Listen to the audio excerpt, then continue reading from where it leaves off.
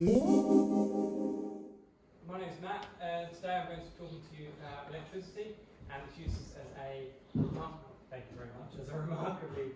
versatile reagent. Let's see how this works. So, my journey so far. So I started my undergraduate degree in 2010 at the University of Sussex, where I took an integrated master's degree. This is actually me and my cohort, so it's quite a small department at Sussex.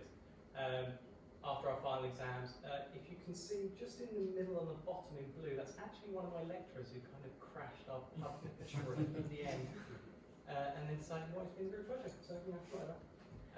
I then moved, not very far, I actually stayed at Sussex, where I undertook my PhD in, so technically it's phosphor organometallic chemistry. I do a little bit of phosphorus chemistry, a little bit of organometallic chemistry. And then last year moved to the University of Greenwich, where I went completely out of field. I've moved from inorganic chemistry to organic chemistry, where I'm now undertaking a postdoc in the field of organic electrosynthesis. Something much more profound happened though in 2019 for me. As some of you might be aware, I discovered Twitter. So, my apologies to anyone who does follow me. If you don't, you really should. At the chemist. So it started off with, the usual professional images, cyclic voltammetry kit, the equipment that I'm using, group photos. And I'm really sorry, it's kind of changed now. It's more me making movie parodies out of the equipment that I have, pup trips and photos of my dogs. Sorry about that. Though I haven't had any complaints so far. But I'm not here to talk about my Twitter account. I'm not here to talk about my dog, though if you want to talk to me in the break about it, I'm more than happy to. I'm here to talk to you about organic electrosynthesis and give you a summary of why we need it. So, if we look at the chemical manufacturing industry in the UK, so in the UK it is the largest manufacturing exporter that we have. It also has an annual turnover of around £50 billion, with economic contributions of around, 19 billion pounds, and has managed to create around 350,000 jobs. It's fantastic. Unfortunately, it's also the second largest industrial CO2 emitter that we have, and emits around 11.2 million tonnes of CO2 per year. Now, given the current climate crisis, that's something we need to do something about. But 11.2 million tonnes sounds like a large number, but to put that into context, what does 11.2 million tonnes look like? So, compared to the Eiffel Tower in France, you'd need 1,100 of those to get a similar mass. Something a bit closer to home, Big Ben. I really must specify I am talking about the Bell. Sorry. That's 862,000 tonnes. And then sort of a bit more is to understand and get a grasp on 3 million average adult elephants. Or perhaps even more terrifying than that, that's 181 million bees. Can you imagine what Twitter would be like? So, what can we do about this? Well, one of the things that we're looking into is organic electrosynthesis as a versatile, green and economical method towards chemical synthesis. So, okay, the question comes, why? What's so good about it? So, what is organic electrosynthesis? So, organic electrosynthesis is the use of electricity to accomplish chemical syntheses. Basically put things in solutions, act on electricity, get what you want out at the end. Why is this good? So the current sort of dichotomy at the moment is between thermochemical processes, so when you heat things, and electrochemical processes where you apply either a voltage or a current. So, excuse me. For thermochemical processes, you typically need high temperatures, the use of metal-based catalysts, which aren't necessarily ideal, particularly when they're toxic, the use of potentially toxic organic solvents, things like benzene, dioxane, etc., and the need to handle and isolate all of your reagents and intermediates. That's that takes a lot of solvent, a lot of work. And you can only do one reaction at a time. But with electrochemical synthesis, you can do most of these at room temperature. They're catalyst free. You can do them in either alcoholic solvents or even in water, so it's much greener. Reagents can actually be generated in situ, so there's no need to handle potentially toxic, potentially harmful or highly reactive reagents. And what I quite like the most is that the reactions can be paired. So in an electrochemical cell you have an anode and a cathode. You can do two different reactions providing your cell is designed properly, so you can get two products that price upon reaction. And the electrons themselves are actually, can be green if paired with a renewable source of energy. Though if anyone again has been on Twitter recently, there is a bit of a debate going on: are electrons green or are they blue? So many of you probably might have heard about organic electrosynthesis. The question is, why isn't it more mainstream than it is?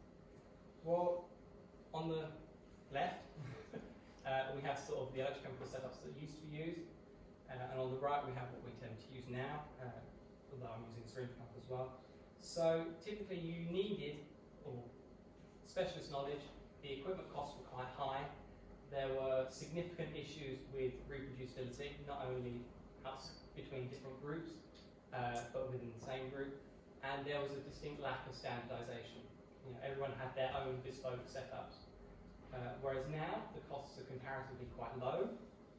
It's accessible to all synthetic chemists, so my argument is if I can do it, you can do it too. And the experimental setups, including the electrodes themselves, have actually become standardized. So, reproducibility is much better. I can do a reaction in my lab, you can do it in your lab with the same kit and get exactly the same thing at the end. So, that leads me on to actually what I've been doing. So I've been using this very handy piece of kit. It's called an electrosieve, and it does basically all the hard work for me. It's a potentiostat where everything's standardized. You literally slot in your electrodes, fill everything up, and press go. So I've been taking compounds like this, these oxalated derivatives, and carboxylic acids, such as citric acid, so vinegar, and electrolyzing them, and out pop these substituted gamma-butyrollactones. So that looks nice, but what does that actually mean? Now, these are actually very important compounds. The first of which, for example, this is whiskey lactone. It gives the lovely woody fragrance that you have when you open up a bottle of whiskey and it comes from the cask. This one doesn't have a name, I'm sorry, but it's an antifungicide. We have califungicin, another lactone, which again is a fungicide. And this lovely compound here, which I'm not even going to attempt to name, which is actually an anti-cancer agent, or has shown promise as an anti-cancer agent. So it shows that these sort of molecules, they are important to study, they are important to make. Now, there is a little bit of competition here. So when we published this, we were doing the electrochemical synthesis. Someone else got there just before us and did it photochemically, so using light rather than electricity to promote these reactions. The difference being, on the left, for the photochemical method, they need to use solvents such as 1,4-dioxane and benzene. They're quite toxic and carcinogenic. We use methanol. That's much greener, that's much nicer, not as toxic. They use a nickel-based catalyst to do their reactions. We don't need a catalyst, it's not toxic, it's great. They also use an iridium-based photocatalyst. Now, working out the cost of this, it's about 40 to 60 pounds for 100 milligrams, whereas we use just electrons. We plug it into the mains, and if you work it out, it's about 83 pence per mole. So it's much cheaper. The only downside is the method on the left can't do the stuff on the right. The one on the right can't do the stuff on the left. So we kind of need both at the moment. It's alright, working on that. Pretty good. It's all well and good doing these in an academic setting though. The question is, can you scale it up? What's the point of doing it academically if you can't do it industrially?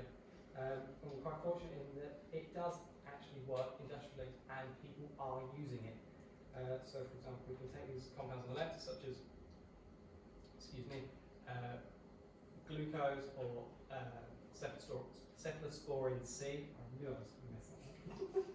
And you can actually use these in industrial electrochemical processes to make things like adiponitrile on the top, which is a precursor for nylon, which we all use, glycolic acid, which you find in quite a lot of beauty products, and, right, my apologies, I'm going to make a real meaning out of this, sufetinib, which is an antibiotic.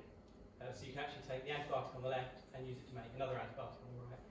So as we all know, antibiotic resistance is something that we are struggling with at the moment. So any synthetic methods we can come up with, that are particularly greener and make things more accessible to the academic and industrial community are very useful. So this has been a very whistle-stop tour of electrochemistry. So I would like to thank the University of Greenwich and the EPSRC for hosting me and funding me, the LAM group as well for hosting me. This is us in Belgium. We've got a few extra people that we've picked out as well. So Noor who's going to be talking later, is actually also in our group at the moment. We don't have a photo of her, so she's just kind of stuck in at the back. And thank you very much for your attention. It's much appreciated.